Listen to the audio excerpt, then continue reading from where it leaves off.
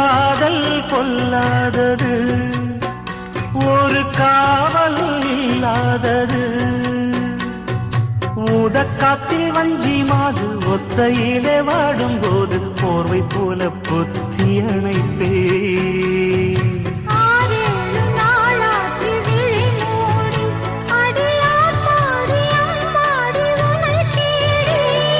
நீதானே மானே என் இளஞ்சோடி, உனை நீங்காது என்று